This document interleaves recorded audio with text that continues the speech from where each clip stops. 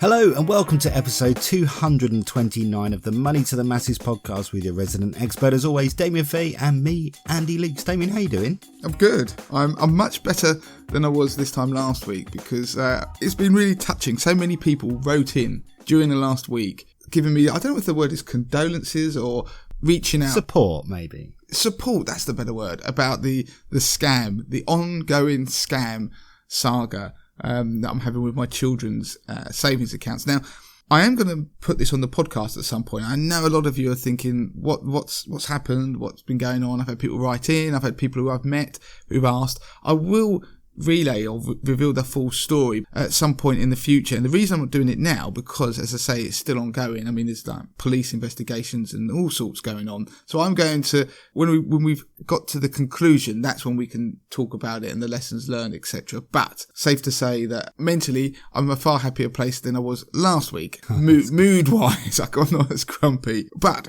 on a more positive note, I wanted to mention about, I know the mugs, you guys love the Money to the Masses mugs, and we did a bit of a teaser last week. We said there's some limited edition mugs, and in fact, they are now with us. I am looking at one as we make this podcast, and there's only 5 of these limited edition mugs. Now, if you follow us on Instagram, you would have seen a snippet that we have created 5 rainbow Money to the Masses mugs in recognition of Pride in London this weekend and in support of the LGBT community. So what we've done is over on Instagram, we do a quiz every Friday, multiple choice, a bit of fun, which is education, and it's normally got a money theme, unsurprisingly. But this week, what we've done is we've changed it, and it's got a theme of LGBT. So it's about, it's an education about their community and some of the issues and the problems that they face. So go and do that quiz. It will take you seconds. There's a bit of fun, but it's, as I say, an education piece. And at the end, it doesn't matter how many questions you get right, but everybody who does that is getting entered into a draw. We can see who completes the quiz. They'll be entered into a draw. Lauren will pull the names out of the hat, and there'll be 5 people who will win one of the limited edition Rainbow Money to the Masses mugs. And if you want to see what they look like, go on Twitter, because there's an image of them on there, or, as I say, on Instagram. Now, if you go on our Instagram feed and you can't see that quiz, then have a look at the highlights that appear at the top of the Instagram page, and it'll probably be in there either on its own in a separate highlight or under the Friday quiz highlight. So you can still enter it, and we'll do the draw at some point next week and then announce the winners. That's it. I have to say, Damien, I am absolutely jealous. I've seen these mugs there in the office. It's almost like the Holy Grail. They're sitting there. I want them, but I can't have them. It's a shame we've only got 5. I wish we'd have ordered more, but there's a reason we've only made 5. They're exclusive, and they are for our dedicated readers and listeners. So yeah, good stuff. Make sure you do that. But there's also a kind of a nice circular loop on this podcast, actually, because one of the things we're doing this week, I know Andy always normally asks me what's on the podcast, and I'm going to jump ahead slightly, is that female voices are underrepresented on this podcast. I know, but you'll point out that actually it's only ever me and Andy, but occasionally we've had 1 or 2 male voices. But today we're going to have the first female voice on the Money to the Masses podcast. And about bloody time, I have yeah, to I was going to say, we're 229 episodes in. It's not discriminatory. It's basically, it's me and Andy. That's all the talks. We have so many people asked to come on the show, and we say no all the time. But Lauren, who works at Money to the Masses and actually arranged a lot of that stuff to do with those rainbow mugs, is featuring in an entire piece on this show about mortgages. Now, we previously asked that people send in their mortgage questions because we were going to see a mortgage advisor, somebody from Habito. Now, it's not a plug for them. They offered to do it, and we thought it was quite nice. That's why I didn't go, and we didn't do a feature with them. This is something that they've done for our readers and listeners. What we've got is the questions you've sent in. Lauren went to the offices of Habito and posed the questions to one of their mortgage advisors, and they filmed it. It was for Millennial Money, so it was separate to the podcast. But because so many of the questions did come from the podcast listeners, what we've done is we've pulled out the best of them, and Andy can explain, but he's compiled them together, haven't you? That's it, yeah. So there was probably about 25 or 30 questions. Probably too many for this podcast, but great and valuable information for all of our readers and listeners who go on and watch Millennial Money and also go onto the websites. There's lots of stuff we can do with it. We went into Habito's office. There was a guy called Will who was really good. You'll hear his voice in a minute. And what I've done is I've gone through all those 25, 30 questions and selected the best 15 questions that I believe are the more sort of what I would call the sort of nuances of mortgage applications, not the sort of basic stuff, because I'm pretty sure most of our listeners have got a grasp of that. Or if they haven't, they can certainly go onto our website and read articles all about that. But these are those little questions that you wouldn't necessarily have thought to ask and pondered or wanted to know. Now, I have to say, I've listened to this, and Will is very good. He's very succinct. So although it's 12 to 15 questions or whatever Andy just said, it's very short, it's very snappy. They're only about a minute each question, so he's quite quick, but he's very, very good. And so this is for the podcast listeners in there who sent in questions, so thank you for that. So I take it that we're going to go straight into that now, Andy. Yeah, here it comes. Okay, so another big one is you all know that you have to kind of be cautious of your spending before you apply for a mortgage. So when they look at your bank statements, what are they looking for? Do they look at everything? If you've got multiple bank accounts, do they want 3 months or however many months of statements from each one, or how does that work? Look, start with your first question. What they're looking for is credit commitment. So that basically means credit cards, loans, student loans, any regular payments, so maintenance payments for example. I think it's really important to stress that mortgage lenders are not trying to catch you out. They're there to lend. However, they need to ensure that it's affordable on a monthly basis. If you've got more than one bank account, then it's good to provide those upfront, because as part of the application, a credit search will be done. So if you've got a loan and it comes out of another bank account, the lender will question that. And then it then begs the question, are there other loans from other bank accounts as well? So if you have got them, it's best to be upfront and provide all that information. And would you say if I had credit card debt or loans, if it's not a massive amount, is it better to try and clear them off before I apply for a mortgage? If you can, yeah. The more credit you've got outstanding, the less you'll be able to borrow. A small amount, and if it's paid off on a monthly basis, that doesn't matter. Lenders will factor that in, that it is cleared off on a monthly basis. But yeah, the less credit, the better. So if I took out a payday loan 2 years ago, is that going to affect me if I go to apply for a mortgage? It will. Lenders are more and more open to payday loans. However, it does reduce the amount of lenders that are available to yourself. So yeah, my advice would be don't apply for any payday loans, particularly in the lead up to applying for a mortgage, and try and avoid them if possible. So how can I ensure that I get the maximum borrowing amount when I'm applying for a mortgage? Well, my first thought is that the best advice? Do you really want to get the biggest mortgage and potentially struggle with the monthly payments? So my advice would be make sure that it is affordable, you're comfortable with the monthly payments. But if you've got any credit outstanding or any loans that can be cleared, then try and reduce those down as much as possible. I appreciate it's easier said than done, but if you can increase your deposit, anything over 25%, which is a huge amount of money, but that will ensure that you've got the maximum amount of borrowing. And also a term, anything over 25 years, that tends to mean that you can get the most amount of borrowing.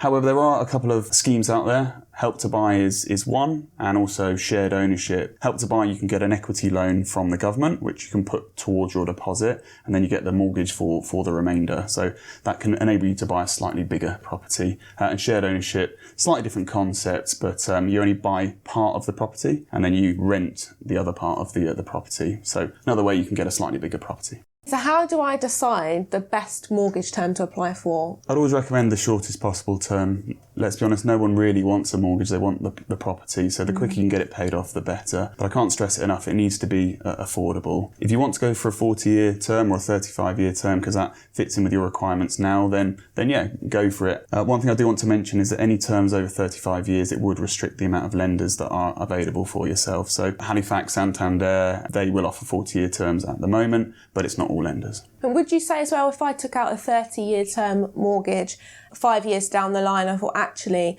I'm more comfortable now in my financial situation. Yeah. If I remortgage, I can reduce that term. Is that easily done? It's easily done. You don't necessarily have to do it when you remortgage. However, when you do remortgage, you can assess the whole mortgage. So that can include the term, the fixed product, the borrowing amount as well. Lenders will allow you to change your term during a fixed period, but they may charge you an administration fee in order to do that. Another thing you can do is you could keep the term as it is, and you can overpay on your mortgage. That way you're not committed geared to making those higher monthly payments, and you pick and choose when you want to increase the payments. So a lot of people have actually asked us, is it worth overpaying on your mortgage? Would you say that if you're financially comfortable enough to do that, is it actually worth overpaying? 100%. Yeah, absolutely. Overpaying is going to reduce the amount of mortgage outstanding, which means you're going to pay it off quicker and you're going to pay less interest. So 100%, if you can afford it, then do it. But one thing to consider, lenders, they usually have restrictions on how much you can overpay by. Most will allow you to overpay up to 10% of the outstanding balance per year, which is quite a lot. But if you're getting close to that 10% limit, then just be mindful, because there might be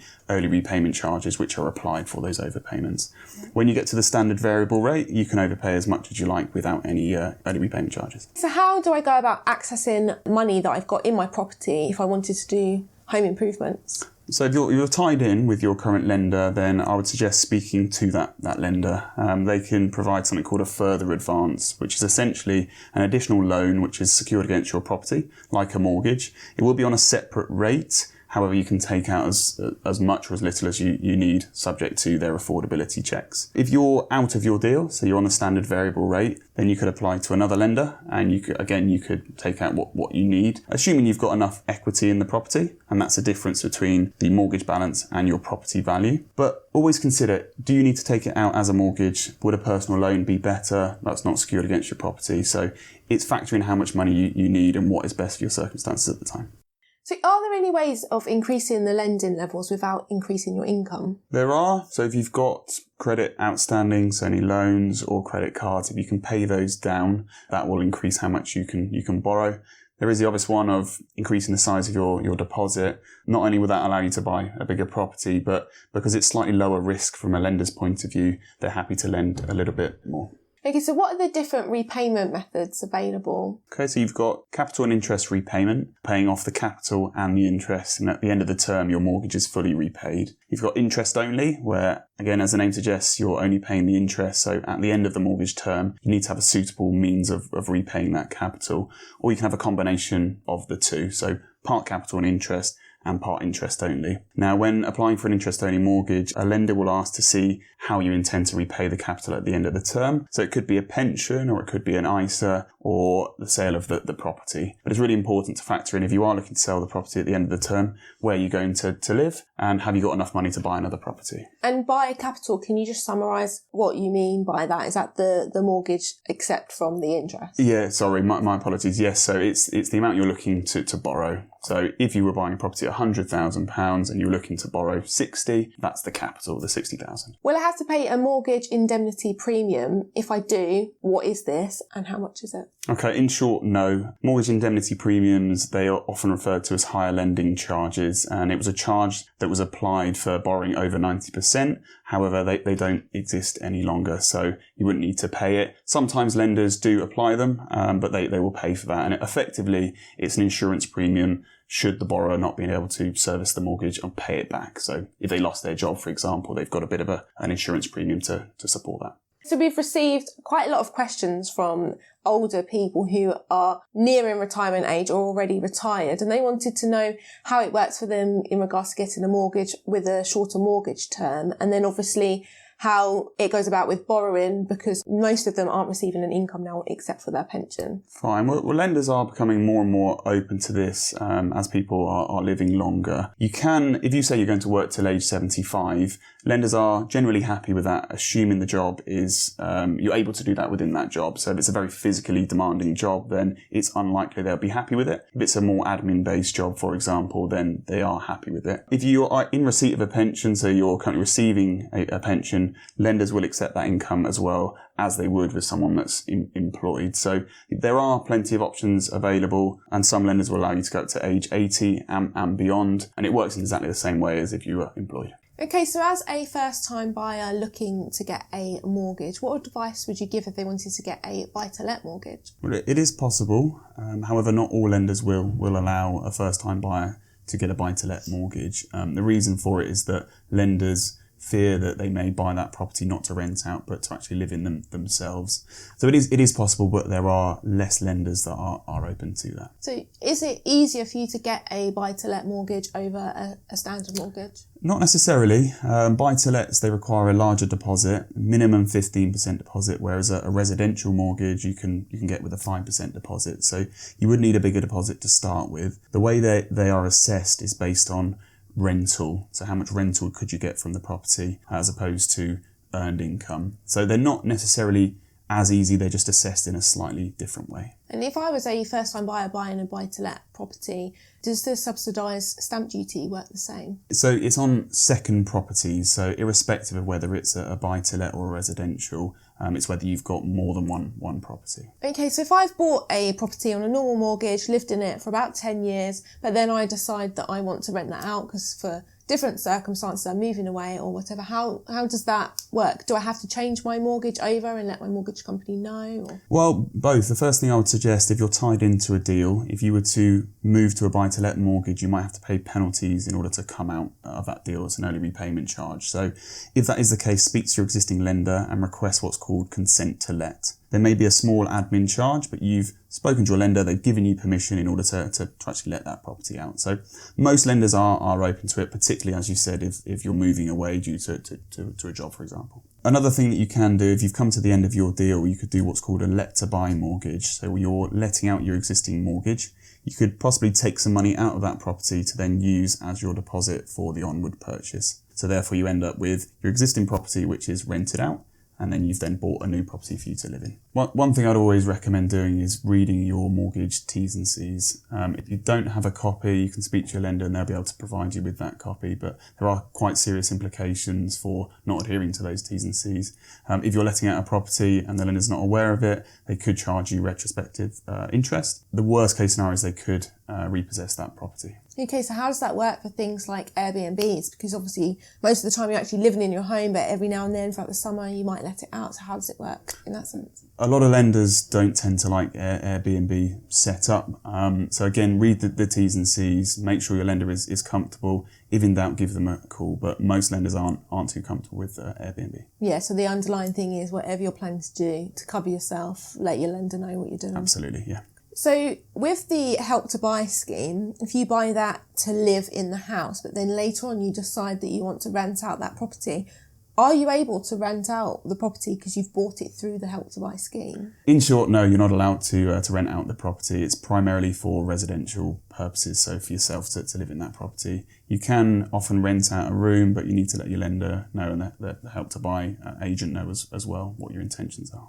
Okay, so you have two properties, one that you live in and you have a buy-to-let property. If you're wanting to sell your current home to move to a bigger house or in a different area, does your buy-to-let property affect the amount that you can borrow to buy your new home? Not really. What lenders will look at is, does the rent that you achieve from renting out that property cover the mortgage payment? And they usually look for it to cover it by a certain percentage above that. So as long as you can provide evidence, so your tenancy agreement confirming rent or bank statements showing that money coming in and your mortgage payment going out, then no, they treat that as self-funding. Therefore, it doesn't really play into how much you can borrow for your onward purchase for you to live in. And so I know this is crazy and a bit late for me to ask, Damien, almost 15 minutes in. So what have we got coming up on the podcast this week?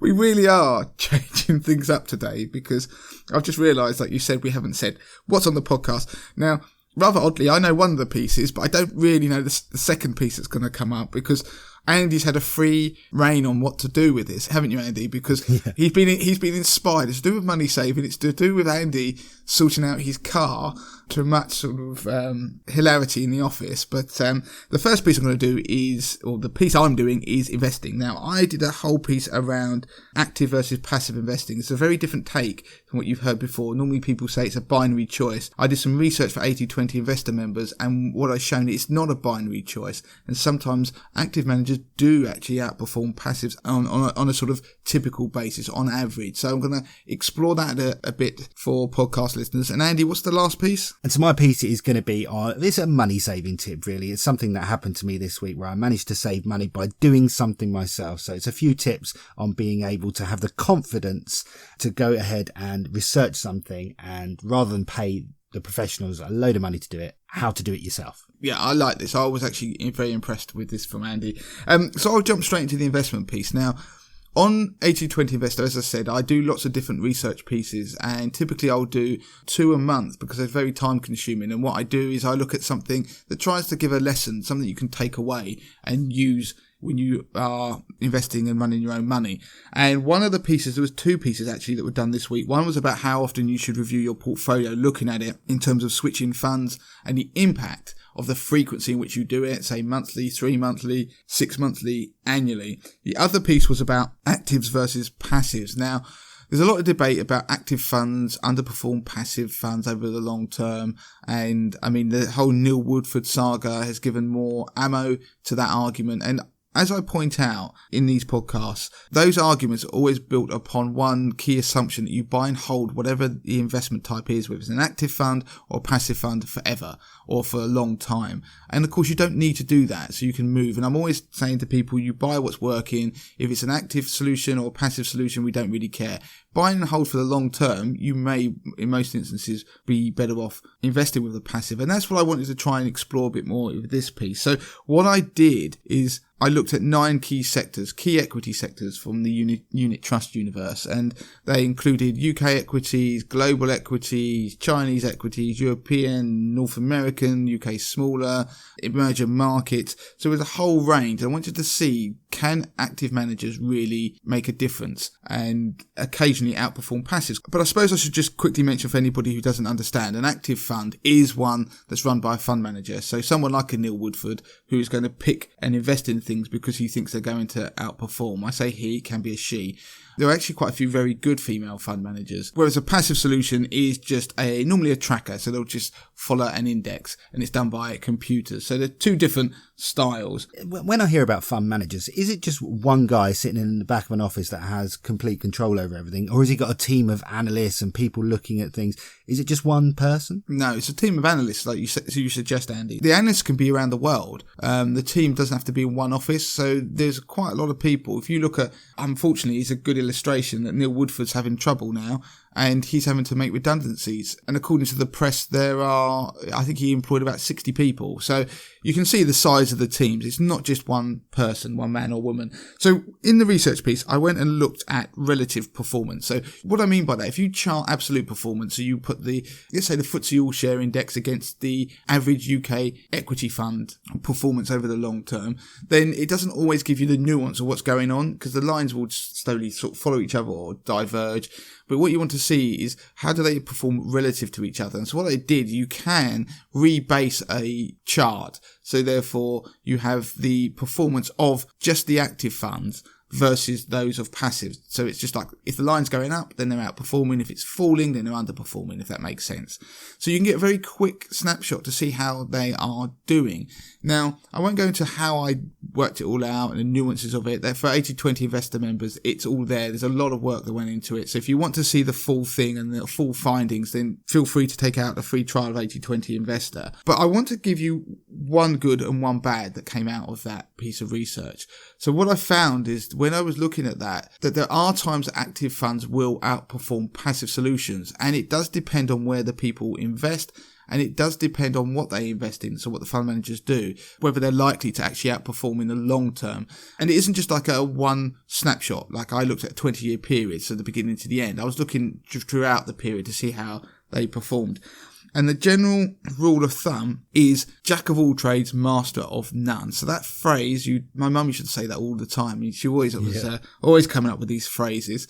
And the jack of all trades, master of none seems to apply to fund management. So by that I mean, the more they cover, so if they go global fund managers tend to underperform passive. So if you're going to invest in a global fund for the long term, as a rule of thumb, active managers tend to underperform global indexes. So why is that? If you look at it, it's likely to be down to the fact that they are having to cover such a broad range of assets and companies around the world. So it's almost so much choice that they aren't able to research it to the degree and pick out those sort of nuances, those nuggets, those little gold flakes to make a real difference. So a passive tends to outperform. And that is consistent if you go back over 20 years. They pretty much never outperform. They're always underperforming passive solutions. Sometimes that underperformance isn't huge, but they are just basically at best expensive passive trackers. But another reason could be also they struggle with the currency differential. So when currency moves up and down,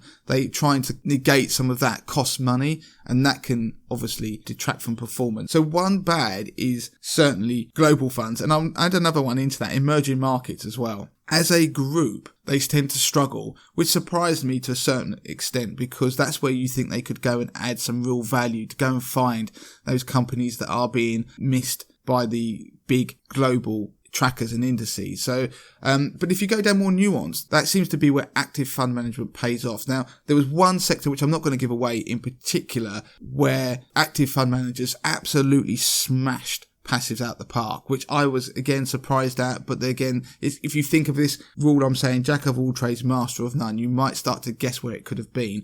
But I give you one good as well. One good was UK All Companies. It wasn't stellar. It wasn't smashing them out the park in terms of beating passives, but generally speaking, they did, on average, outperform passive solutions over the longer term. It wasn't, again, the performance was only marginal, the outperformance, relative to passives, but it does suggest that the closer to home fund managers are, they tend to do, the better they do. So there's that familiarity element. The further they invest away from home, they tend to underperform. But it's not, again, there's always an exception to those rules. But as a rule of thumb, if you're going to be an advocate of passive over actives or actives over passives, the key takeaway from this piece is that there's far more nuances to it than that. And in fact, every dog has its day. Like I say, with momentum, we use that with 80-20 investor. But each style has its day. There are certain periods of time where they tend to, one outperforms the other, maybe in sell-offs of markets, but it depends very much on the asset. And the more nuanced the asset is, or the asset class, the greater the chance a fund manager has of outperforming, but also underperforming, as Neil Woodford would tell you. Good stuff. So that takes us on to the last piece in the podcast, and you let the leash off, you let me go this one alone, and I've got a piece prepared, and it's all about sort of saving money, and it comes on the back of something that happened to me this week. I had the dreaded orange light, the engine light that comes up on the dashboard. Have you had that one before? Yeah, and it fills me with dread. Dread Yeah. because I think my car might stop, but dread because I think my bank balance is about to be raided by some burly mechanic. Exactly. And the problem for me is we're going away at the weekend, we're going on motorways, and so it's one of those things that it's in the back of your mind. You could leave it, but I know that's not best advice, and I've got a young family, so I decided I had to get it sorted out. So I was having a look online, and I spoke to my local car manufacturer, phoned them up, and they said, sure, Mr. Leeks, you can bring your car in, but it's going to cost you £100 to run it through the diagnostic test to work out what the orange light means. So before I'd even started, it's £100. The dreaded diagnostics, Andy. Yeah, it's a swindle, isn't it? It's a swindle. They're going to just diagnose it and charge you. It's like going to a doctor and them diagnosing you and charging you before they help you. Exactly. It was £100 before we even started, and then potential work on top of that. And we're going away at the weekend, the cost of that. So, and it happened to be Lauren in the office that said to me, did you realise you can buy your own diagnostic kit? And I said, no, I had no idea you could do that. So yeah, there's a little tip for you straight away. If the orange light comes on your car and it's built after 2004, you'll be able to buy off the shelf, online, Amazon, Halfords, whatever, a diagnostic kit. Now they come in different ranges. There's cheap ones and there's expensive ones. I bought a cheap one, for example, and it cost me £30. And I decided to plug it into my car to see what was wrong. And unbelievably, Damien, it told me what was wrong. I've got a problem with my air filter, something to do with fuel pressure, but essentially the computer that I bought that was for £30 told me that it was nothing to worry about and it should clear itself, and if it doesn't, if the engine light comes back on again, then I should probably get it checked out. But basically I've now got peace of mind for £30 that the car isn't going to fall apart on the motorway when I go away at the weekend. Is the light still on? No, the diagnostic kit is able to diagnose the problem and reset the error codes and basically turn the light off. Because it wasn't serious. Because it wasn't a serious issue. Exactly. I love that. Now, my advice to people is if you've got the orange light and you decide to do this yourself, all well and good. if it's something any more serious than that, you do really need to get it fixed. And there's another warning that comes in the booklet of these things. If you do clear the error codes, you could sort of invalidate some of your warranty and things like that, because it will clear the computer. And if there is an underlying problem and you've cleared it, and the people at the local garage you take it to can't diagnose the problem, and then your car falls apart, then that's kind of down to you because you cleared the error code. So just be careful with it. But a tip out there is to say you can diagnose minor car faults yourself and save yourself some money. So that's not a bad idea. I'm amazed. I think it's brilliant. I loved it when you told me about it. But there will also be people out there marvelling at the fact that Lauren appears to not only be designing mugs and creating things, writing, interviewing people, taking over the podcast. She's also appears a part-time mechanic. So any wedding proposals, send them into lauren@moneytothemasses.com. She doesn't listen to the show. She's going to be wondering why she's starting to get emails. I'm impressed, Andy. I think it's a good tip. So I'm conscious of the time. We were going to tell an anecdote about, because I mentioned at the beginning of the podcast about there was much hilarity in the office when it came to discussing Andy's car problems. We may do it on a future podcast or in a meetup. Ask Andy about how he managed to have to replace the tyres on his car because the inside edge of every tyre was pretty much worn in. And the mechanic sent a video basically scratching his head, wondering how that was possible to almost wear the inside of your tyre completely bald while the rest of your tyre was pretty much okay. So ask Andy about that one in the future because it is quite a funny story, as are most stories that are related to Andy in his private life. It's amazing you ever employed me. Right. If you've got any questions for Damien, do send them in. Damien@moneytothemasses.com. You can get him on Twitter. It's @moneytothemasses with the number 2. And of course, we're on Instagram. Make sure that you get onto Instagram and take that LGBT quiz, because you could be in with a chance of winning one of our prized rainbow mugs. Damien, we're done for this week. Yep, so that's it for this week. So until next time. Don't forget to claim your free copy of Damien's best-selling book, The 30-Day Money Plan. Sort your finances in just 5 minutes a day, worth $4.99. Just go to moneytothemasses.com/podcast to find out how.